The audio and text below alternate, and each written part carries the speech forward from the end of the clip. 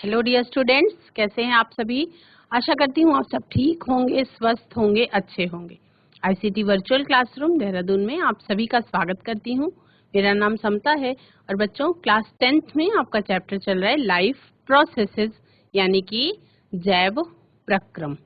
ये जो चैप्टर आपका चल रहा है जैव प्रक्रम, इसमें आपको मनुष्यों के जीवन में होने वाली जो लाइफ प्रोसेसेस हैं, जो जीवन को चलाने के लिए अत्यावश्यक क्रियाएं हैं, उन क्रियाओं के बारे में आपको जानना है कि 4 प्रकार की अति आवश्यक क्रियाएं होती हैं जिनके बारे में आपको पढ़ना है।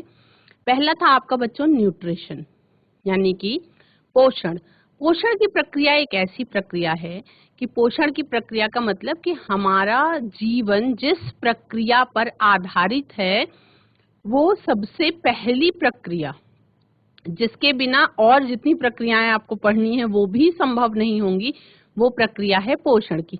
यानी कि भोजन को खाने की, भोजन के अंदर मौजूद जो पोषक तत्व होते हैं उनको जटिल से सरल रूप में तोड़ने की, और उस जो टूटे हुए पोषक तत्व हैं यानी कि जो सरल रूप में आ गए पोषक तत्व हैं उनको शरीर के द्वारा, जीव के द्वारा अवशोषित करके उसको ऊर्जा के रूप में अपनी अन्य प्रक्रियाओं के लिए यूज करने की जो प्रोसेस है, यही प्रोसेस न्यूट्रिशन या पोषण की प्रक्रिया कहलाती है। पोषण की प्रक्रिया के अंतर्गत आपको मैंने 2 प्रकार के पोषण के बारे में बताया था, स्वपोषी पोषण और विषमपोषी पोषण, ऑटोट्रॉफिक न्यूट्रिशन और हेटेरोट्रॉफिक न्यूट्रिशन। ऑटोट्रॉफिक न्यूट्रिशन में मैंने आपको बताया था कि ये 2 प्रकार का होता है। स्वयंपोषी पोषण 2 प्रकार का होता है। पहला, जब सूर्य के प्रकाश की उपस्थिति में हरे पौधे अपने लिए खुद का भोजन निर्माण कर लेते हैं और ये प्रक्रिया कहलाती है फोटोसिंथेटिक, फोटोट्रॉफिक फेज कहलाती है और फोटोट्रॉफी कहलाती है। दूसरी प्रक्रिया स्वपोषी पोषण के ही अंतर्गत, जब क्या होता है कि कुछ जगहों पे सूर्य का प्रकाश नहीं पहुंचता है लेकिन फिर भी अपना भोजन जीव स्वयं बना लेता है। कैसे? वहां पे मौजूद जो अकार्बनिक पदार्थ हैं उनसे ही अपना भोजन बना लेता है, नाइट्रोजन को तोड़ करके जहां पे सूर्य का प्रकाश नहीं पहुंचता, यानी कि रसायनों का संश्लेषण वहां पे हो जाता है, वहां पे केमिकल प्रोसेस होती है और उससे उनका भोजन बन जाता है। तो इस प्रक्रिया को हम कीमो ऑटोट्रॉफी कहते हैं। उसके बाद हमने हेटेरोट्रॉफिक न्यूट्रिशन यानी विषमपोषी पोषण के बारे में भी विस्तार से जान लिया था। विषमपोषी पोषण का मतलब है ऐसा पोषण जब कोई भी जीव डायरेक्ट या इनडायरेक्ट, प्रत्यक्ष या अप्रत्यक्ष रूप से किसी दूसरे जीव पे, यानी कि किस पर, सभी के सभी सारे संसार में जितने भी जीव हैं वो प्रत्यक्ष या अप्रत्यक्ष रूप से निर्भर हैं हरे पेड़ पौधों पर, जो अपना भोजन स्वयं बना लेते हैं। यानी कि जो universal source of the food है वो क्या है, वो हरे पेड़ पौधे हैं जो अपना भोजन सूर्य की रोशनी में खुद ही बना लेते हैं। और उसके अलावा जितने भी जीव हैं इस संसार में वो सारे के सारे चाहे डायरेक्टली चाहे इनडायरेक्टली हरे पौधों पर ही डिपेंड होते हैं। जैसे यदि हम शाकाहारी की बात करें, हर्बीवोर्स की, तो ये क्या होते हैं, शाकाहारी पौधों पर डायरेक्टली डिपेंडेंट होते हैं। और यदि हम मांसाहारी की बात कर लें तो मांसाहारी शाकाहारी का शिकार करता है और शाकाहारी वनस्पतियों पर डिपेंडेंट है। इसका मतलब कि मांसाहारी डायरेक्ट तो नहीं लेकिन इनडायरेक्टली किस पर डिपेंडेंट है, हरे पेड़ पौधों पर ही डिपेंडेंट है। तो विषमपोषी पोषण में मैंने आपको कई प्रकार के पोषण के बारे में बताया था। आशा करती हूँ आपको याद होगा। शाकाहारी, मांसाहारी, सर्वाहारी, परजीवी, मृतोपजीवी, ये सब अलग अलग कैटेगरीज आपको, कीटभक्षी, ये कैटेगरीज आपको बताई गई थी, उसके उदाहरण भी आपको याद रखने हैं। उसके बाद आपको मनुष्यों में पोषण की प्रक्रिया किस तरह से होती है उसको विस्तार से बता दिया गया है, स्टेप बाय स्टेप। मैंने आपको बोला था आप नोट करते चलेंगे साथ साथ में। आई होप कि आप सभी ने नोट कर लिया होगा। उसके बाद मैंने आपको अमीबा में किस तरह से पोषण की प्रक्रिया होती है उसके बारे में बहुत विस्तार से समझा दिया था। कल हमने स्टार्ट किया था रेस्पिरेशन यानी लाइफ प्रोसेसेस का दूसरा टॉपिक, रेस्पिरेशन, श्वसन की प्रक्रिया। श्वसन की प्रक्रिया के बारे में आप सभी जानते हैं कि हम जो निरंतर सांस लेते हैं, बेसिकली सामान्य तौर पे कॉमनली ये जाना जाता है कि जो हम सांस लेते हैं यही श्वसन की प्रक्रिया है। पर विज्ञान विषय के बच्चों के लिए इतना ही नहीं है श्वसन की प्रक्रिया। श्वसन की प्रक्रिया के बारे में और ज्यादा जानने की जिज्ञासा हर विज्ञान के विद्यार्थी में होती है। तो श्वसन की प्रक्रिया क्या है, हमारे शरीर में ऐसी क्या प्रोसेस होती है जिसके द्वारा हमें एनर्जी मिल जाती है, हमारा खाना जो है वो कैसे एनर्जी के रूप में हमें मिलता है। हम कहते हैं कि हम खाना खाते हैं एनर्जी पाने के लिए, लेकिन केवल खाने से एनर्जी कैसे मिलती है, कौन सी प्रक्रिया हमारे शरीर में होती है जिसके द्वारा एनर्जी बनती है या ऊर्जा का उत्पादन होता है, इस प्रोसेस में रेस्पिरेशन में हम इसी के बारे में जानेंगे। कल की सेशन में हम लोगों ने ये जान लिया था कि जो रेस्पिरेशन यानी श्वसन की प्रक्रिया है ये 2 चरणों में होती है। पहला तो ये है कि जो हम जान पाते हैं वो क्या है कि हम सांस लेते हैं और सांस छोड़ते हैं। सामान्य तौर पे केवल इस प्रक्रिया को ही हम श्वसन या सांस लेने की या रेस्पिरेशन की प्रोसेस समझते हैं। तो नहीं बच्चों, ऐसा नहीं है। अगर साइंस की, विज्ञान की दृष्टि से देखा जाए तो आप जो सांस लेते हैं वो है इनहेलेशन यानी सांस अंदर लेने की प्रक्रिया। उस समय पे निर्विवाद है, सभी को पता है कि हम ऑक्सीजन गैस को इनहेल करते हैं अपनी सांस के अंदर। और ऐसा क्या प्रोसेस होता है हमारे शरीर के अंदर उन 2 सेकेंड्स में ही या उन 1 सेकेंड्स में ही कि जब हम सांस ऑक्सीजन के रूप में अंदर लेते हैं, पर जब हम एक्सेल करते हैं यानी अपनी सांस को छोड़ते हैं बाहर को, तो छोड़ने वाली गैस में आपका ऑक्सीजन प्रेजेंट नहीं होती, छोड़ने वाली गैस में कार्बन डाइऑक्साइड प्रेजेंट होती है। यानी कि हमारे शरीर के अंदर कोई ऐसी प्रोसेस होती है जिसको हम रेस्पिरेशन का नाम देते हैं। सांस लेना और सांस छोड़ना ये रेस्पिरेशन की प्रोसेस नहीं है, इसको हम कहते हैं ब्रीदिंग। सांस लेना और सांस छोड़ने का मतलब है कि हम अंदर सांस ले रहे हैं, इनहेल कर रहे हैं और एक्सहेल कर रहे हैं। तो इनहेलेशन और एक्सहेलेशन की प्रोसेस को हम ब्रीदिंग कहते हैं। और उस ब्रीदिंग के सांस लेने और सांस छोड़ने के बीच में हमारे शरीर की प्रत्येक कोशिका में श्वसन की प्रक्रिया होती है। उस श्वसन की प्रक्रिया को समझने के लिए हम स्क्रीन पर चलेंगे और बहुत अच्छे से एक बार फिर से आज रिवाइज करते हुए आगे बढ़ेंगे। बच्चों, कल की क्लास में आप सभी ने जाना था कि श्वसन की प्रक्रिया जो होती है, जैसे आपने सांस ली, हम सामान्य तौर पे बात कर ले क्योंकि सभी क्लास 10th के बच्चे हैं, तो हम ये कह सकते हैं कि थोड़े समझदार हैं फिर भी छोटे ही हैं। तो क्लास 10th के बच्चे ये समझने की कोशिश करेंगे कि जैसे आप नॉर्मल अपने अपने ऊपर अप्लाई करिए, आप सांस ले रहे हैं और सांस छोड़ रहे हैं। आंख बंद करके आप अपनी सांसों को फील करने की कोशिश कीजिए। जब भी हम अपने शरीर में सांस लेते हैं यानी हवा को भरते हैं, तो उस समय पे हमें एक अजीब सी ऊर्जा का अनुभव होता है। क्या अनुभव होता है? अजीब सी ऊर्जा का अनुभव होता है। और जब हम अपनी सांस को छोड़ते हैं तो हमें अजीब सा विश्राम या रेस्ट लगता है, मतलब बहुत आराम महसूस होता है। तो ऐसा क्यों होता होगा? क्यों योगा और ध्यान में कहा जाता है कि लंबी लंबी सांसें लेनी चाहिए? उसके पीछे क्या कारण है, तो उसको ध्यान से समझने की कोशिश करेंगे। यदि आप एक बार समझ लेते हैं बच्चों, तो कभी कोई परेशानी नहीं होगी आपको समझने में। फिर देखिए, हम यहाँ पे आते हैं। पहले कल हमने बात कर ली थी ना वायवीय श्वसन और अवायवीय श्वसन के बारे में। रेस्पिरेशन जो कि एक ऐसी प्रक्रिया है जो शरीर के अंदर मौजूद, आप सभी को पता है कि मनुष्य बहुकोशिकीय जीव है, मल्टी सेलुलर ऑर्गेनिज्म है। तो असंख्य कोशिकाओं से मिल करके हमारा शरीर बना हुआ है। और कोशिकाओं के बारे में आपने बहुत विस्तार में क्लास 9th में पढ़ लिया है। क्लास 9th में आपको कोशिका के बारे में एक एक पॉइंट क्लियर है। कोशिका के अंदर कुछ कोशिकांग पाए जाते हैं। उनमें से कुछ कोशिकांगों में से यदि आपको याद हो तो एक कोशिकांग आपको पढ़ाया गया था जिसका नाम था माइटोकॉन्ड्रिया। और माइटोकॉन्ड्रिया में कारण बताओ में या टिप्पणी लिखने में माइटोकॉन्ड्रिया के बारे में 3-4 क्वेश्चन बहुत अच्छी तरह से आपको कराए गए थे कि कोशिका का बिजली घर किसे कहते हैं, power house of the cell किसे कहते हैं, है ना। तो ये जो था ऊर्जा ग्रह किसे कहते हैं, ये सारे जो क्वेश्चंस थे ये थे कोशिका में उपस्थित सेल ऑर्गेनेल माइटोकॉन्ड्रिया के लिए।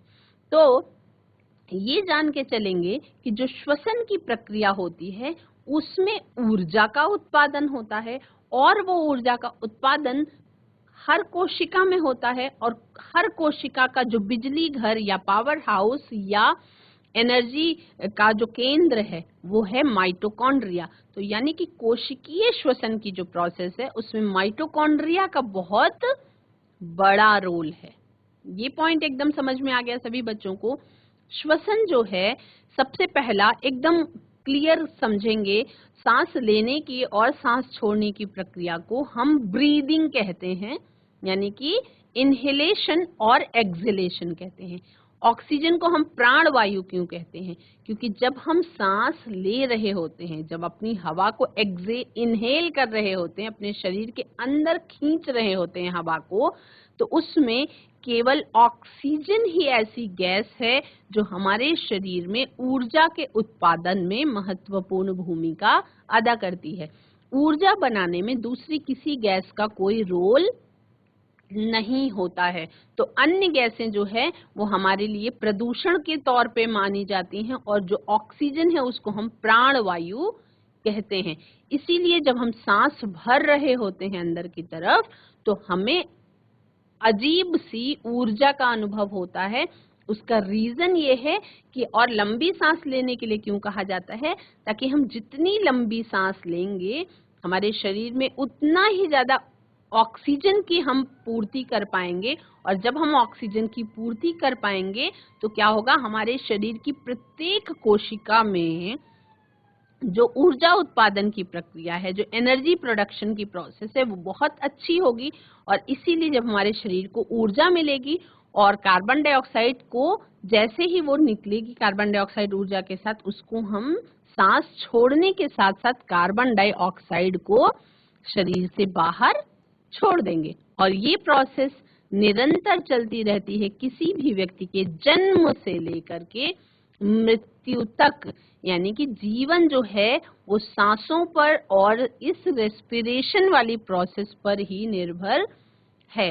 अगर कोई व्यक्ति मर गया तो वो सांस नहीं ले सकता, यानी कि इतना बड़ा शरीर है, सारे अंग अलग अलग बहुत सारे काम कर रहे हैं, लेकिन अगर ये रेस्पिरेशन वाली प्रोसेस बंद हो जाए तो हम ये कहेंगे कि अति महत्वपूर्ण प्रक्रियाओं में, लाइफ प्रोसेसेस में रेस्पिरेशन यानी कि श्वसन की प्रक्रिया आती है। इसके बिना जीवन संभव नहीं है। और रेस्पिरेशन की प्रोसेस बच्चों जन्म के बाद ही क्यों, जन्म के पहले भी रेस्पिरेशन की प्रोसेस बच्चे के शरीर में माँ के गर्भ में ही होनी शुरू हो जाती है ना।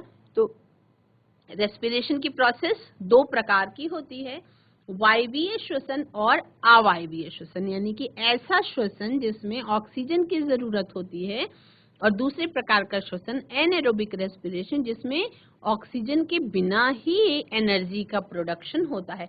रेस्पिरेशन का मतलब एक्चुअल में क्या है? रेस्पिरेशन का मतलब एक्चुअल में है कि किसी भी जीव के शरीर में ऊर्जा का उत्पादन होना। श्वसन की प्रक्रिया का मतलब ये कतई नहीं है कि ऑक्सीजन का लेना और कार्बन डाइऑक्साइड का छोड़ना। श्वसन की प्रक्रिया का क्लियर मतलब है कि हम किसी भी जीव के शरीर में उन पोषक तत्वों का इस्तेमाल करके ऊर्जा का उत्पादन करना, है ना।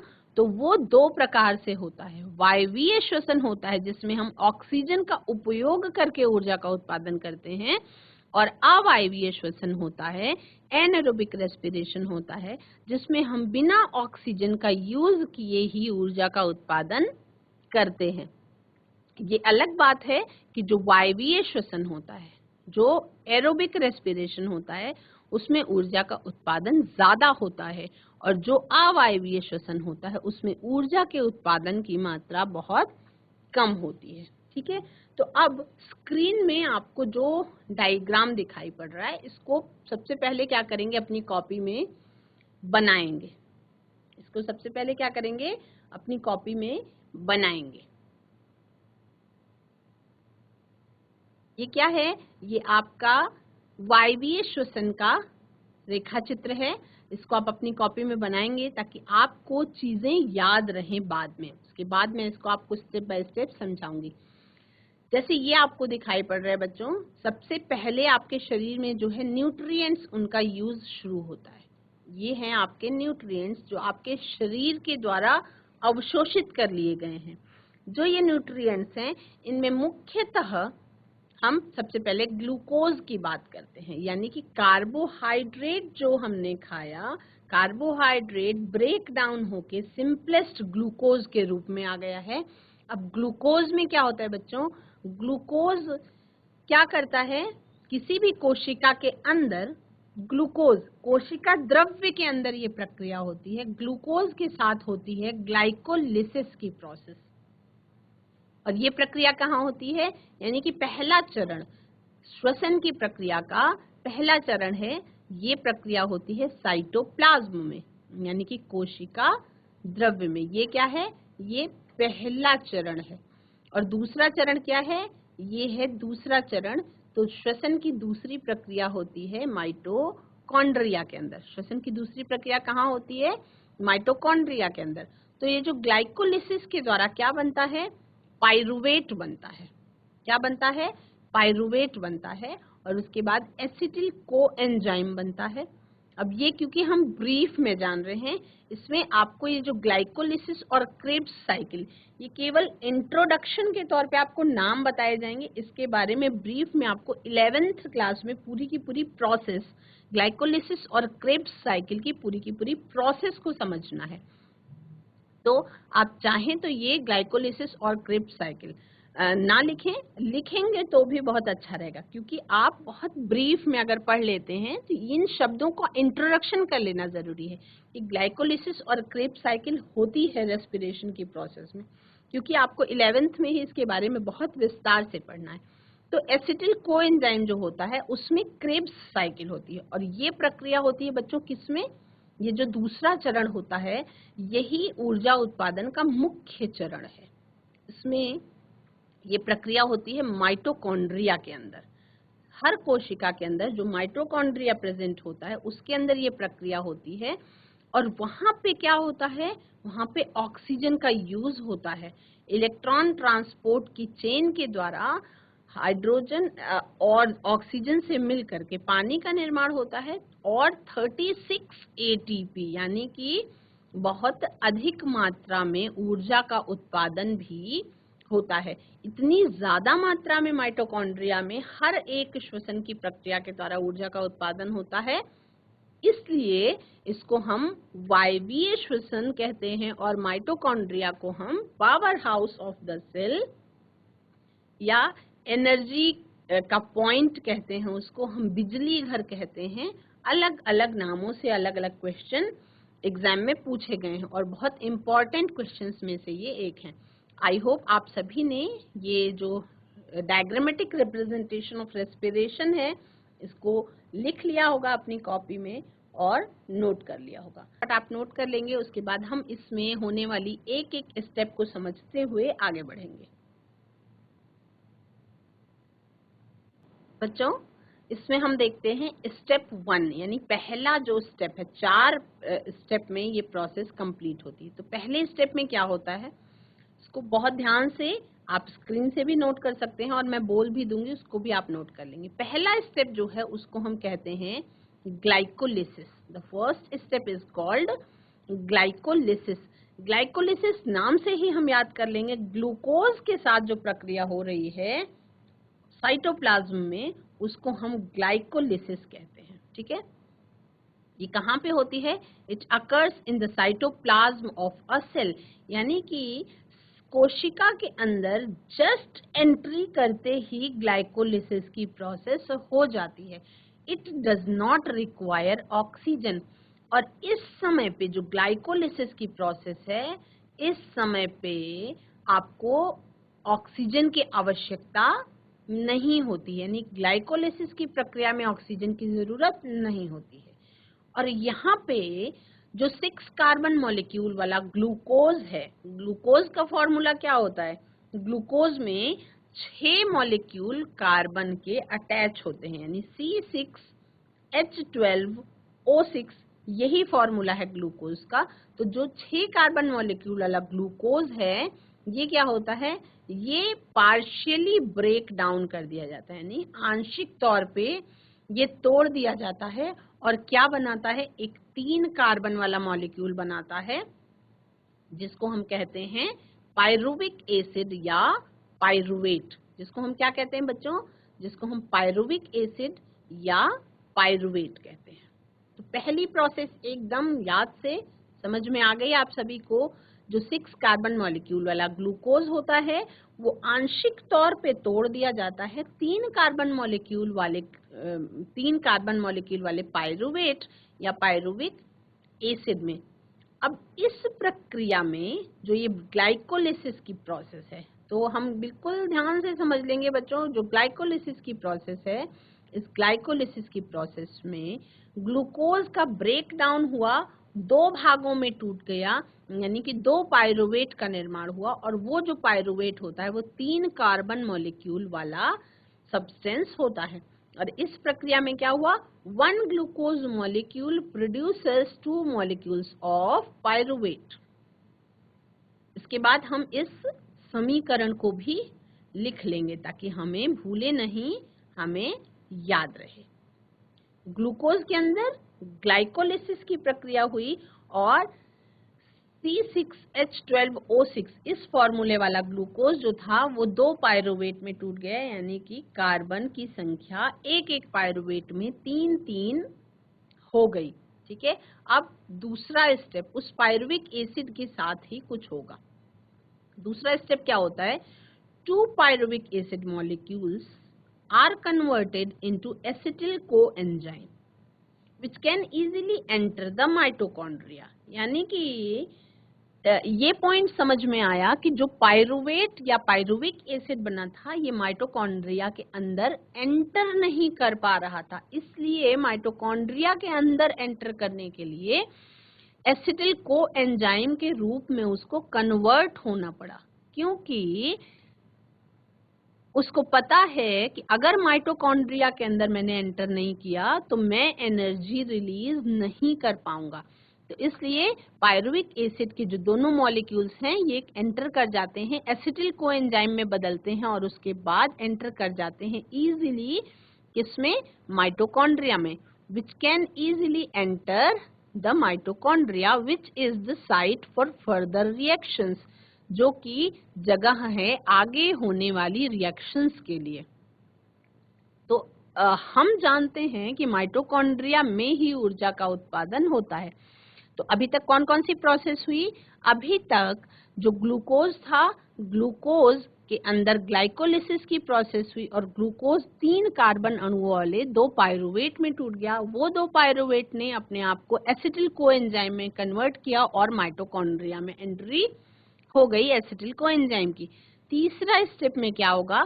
तीसरे स्टेप में these acetyl coenzyme molecules enter the mitochondrial matrix and take part in the Krebs cycle। अब ये जो क्रेब्स साइकिल है इसके बारे में विस्तार से पढ़ेंगे हम क्लास 11th में। अभी बस इतना जानेंगे कि माइटोकॉन्ड्रिया के अंदर कोई क्रेब्स साइकिल होती है, ठीक है, और नहीं भी होती तो भी कोई फर्क नहीं पड़ता, आपको बता इसलिए जा रहा है ताकि आप कंफ्यूज ना हो। माइटोकॉन्ड्रिया के अंदर ऐसी क्या प्रोसेस होती है? तो वो होती है क्रेब्स साइकिल की प्रोसेस।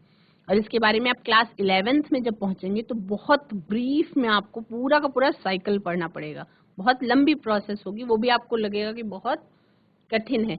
मैंने आपको क्या बताया था, विज्ञान ऐसा सब्जेक्ट है बच्चों जिसमें छोटी क्लास से ही आपको कॉन्सेप्ट पढ़ाना शुरू किया जाता है, लेकिन उस प्रोसेस को डीप में, बिल्कुल डीप में पढ़ते चले जाते हैं। यानी कि जैसे आपने फोटोसिंथेसिस के बारे में पढ़ा था तो हमने सामान्य प्रकाश संश्लेषण पढ़ गया। जब हम बड़ी क्लास में पहुंचेंगे तो उसमें पानी के अणुओं का विखंडन कैसे होता है यहाँ तक भी पढ़ेंगे। तो इसी तरह से स्टेप 3 में क्या होता है, एसिटिल कोएंजाइम मॉलिक्यूल्स जो हैं वो माइटोकॉन्ड्रिया के मैट्रिक्स के अंदर एंट्री करते हैं और वहां पे होती है क्रेब्स साइकिल, और ये प्रक्रिया होती है ऑक्सीजन की प्रेजेंस में। यानी कि पहली प्रक्रिया जो थी ग्लाइकोलिसिस, उसमें आपको ऑक्सीजन की जरूरत नहीं थी, लेकिन आपको क्रेब्स साइकिल में ऑक्सीजन की जरूरत पड़ती है। ये प्रक्रिया कहाँ होती है? प्रेजेंस ऑफ ऑक्सीजन चाहिए इसके लिए। अब चौथा स्टेप जो है वो लास्ट स्टेप है और इसी से ऊर्जा का उत्पादन हो जाता है। चौथा स्टेप जो है, in this step the energy released in all the above steps is converted to ATP, यानी कि एडिनोसिन ट्राइफॉस्फेट में ये कन्वर्ट हो जाता है और उसके लिए एटीपी सिंथेज एंजाइम की जरूरत लगती है। यानी कि जो ऊर्जा रिलीज होती है उसको एटीपी के रूप में कन्वर्ट करने का काम एटीपी सिंथेज एंजाइम करता है, और इस 4 प्रक्रिया के बाद ऊर्जा एटीपी के रूप में बाहर आती है। तो हम एरोबिक रेस्पिरेशन की बात कर रहे थे, बहुत ध्यान से इसको सुनेंगे और नोट भी करते चलेंगे। In aerobic respiration a total of 38 ATP molecules are produced from 1 molecule of glucose, यानी ग्लूकोज के एक अणु से 38 एटीपी के अणुओं का निर्माण होता है। और अगर हम बात करें अवायवीय श्वसन की, तो ये जो वायवीय श्वसन था बच्चों, इसके बारे में हमने बात करी थी कि इसमें ऊर्जा बहुत ज्यादा रिलीज होती है, यानी 38 मॉलिक्यूल्स ऑफ एटीपी इसमें बने। अगर हम अवायवीय श्वसन की बात करें, एनारोबिक रेस्पिरेशन की, तो ये क्या है? ये केवल ये भी 2 स्टेप प्रोसेस है, ये भी 2 स्टेप प्रोसेस है, लेकिन इसमें और वायवीय श्वसन में क्या अंतर है, इसको जब आप लिखेंगे तो बहुत ध्यान से समझ में आपको आ जाएगा। एनारोबिक रेस्पिरेशन में क्या होगा? Step 1 will be the same. The first step glycolysis is the same as that of aerobic respiration. जो पहला चरण है श्वसन की प्रक्रिया का, जो अवायवीय श्वसन की प्रक्रिया का पहला चरण है, वो वायवीय और अवायवीय दोनों में एक समान होता है, यानी कि दोनों में ग्लाइकोलिसिस की ही प्रोसेस होती है। और ग्लाइकोलिसिस की प्रोसेस के अंतर्गत क्या होता है? ग्लूकोज के अणु, जो 6 कार्बन वाला अणु था, उसमें ग्लाइकोलिसिस की प्रोसेस हुई तो ग्लूकोज के अणु का ब्रेक डाउन होता है, 3 कार्बन के अणुओं वाले 2 पायरुविक एसिड में वो टूट जाता है। तो पहला step will be the same, बिल्कुल एरोबिक रेस्पिरेशन के जैसा।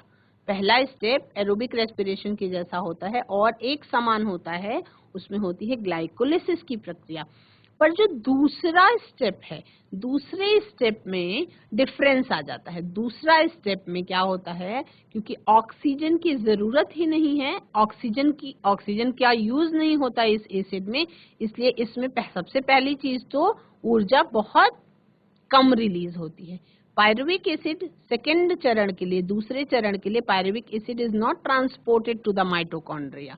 वहां पे अवायवीय श्वसन में दूसरे स्टेप के लिए माइटोकॉन्ड्रिया तक पायरुविक एसिड को नहीं पहुंचाया जाता। It remains in the cytoplasm, वो साइटोप्लाज्म में ही रहता है। इसका कारण क्या रहा होगा कि ये ऐसी चीजों में, ऐसे ऑर्गेनिज्म में, ऐसे जीव में ऐसी श्वसन की प्रक्रिया पाई जाती होगी जिसमें माइटोकॉन्ड्रिया ही नहीं पाया जाता होगा, तो इसलिए ये दूसरा तरीका है। It is then broken down into waste products that can be removed from the cell. The entire process occurs in the absence of oxygen. और ये पूरी की पूरी प्रक्रिया जो है वो ऑक्सीजन की अनुपस्थिति में ही हो जाती है। तो ऑक्सीजन की अनुपस्थिति में होने के कारण ग्लूकोज से जो पायरुविक एसिड बना था, pyruvic acid in absence of O2, यानी कि ऑक्सीजन की अनुपस्थिति में ही क्या करता है? अल्कोहल का निर्माण कर देता है और कार्बन डाइऑक्साइड के अणु वेस्ट प्रोडक्ट के रूप में निकलते हैं और एनर्जी के रूप में मिलती है केवल 2 ATP, यानी कि 2 एडिनोसिन ट्राइफॉस्फेट के अणु मिलते हैं।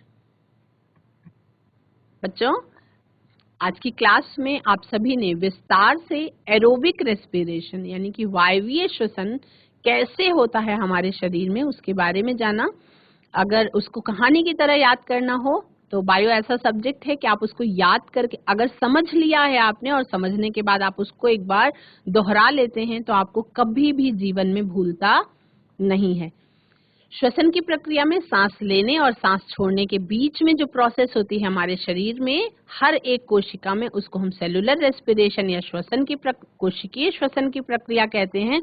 उस प्रक्रिया में क्या होता है कि हमारे शरीर में जो पोषक तत्व एब्जॉर्ब किए गए हैं उसका विखंडन करके कुछ ऐसी प्रोसेस होती है जिससे ऊर्जा का उत्पादन होता है। ऊर्जा एटीपी के फॉर्म में रिलीज होती है और वायवीय श्वसन के द्वारा 38 एटीपी अणुओं का निर्माण हो जाता है।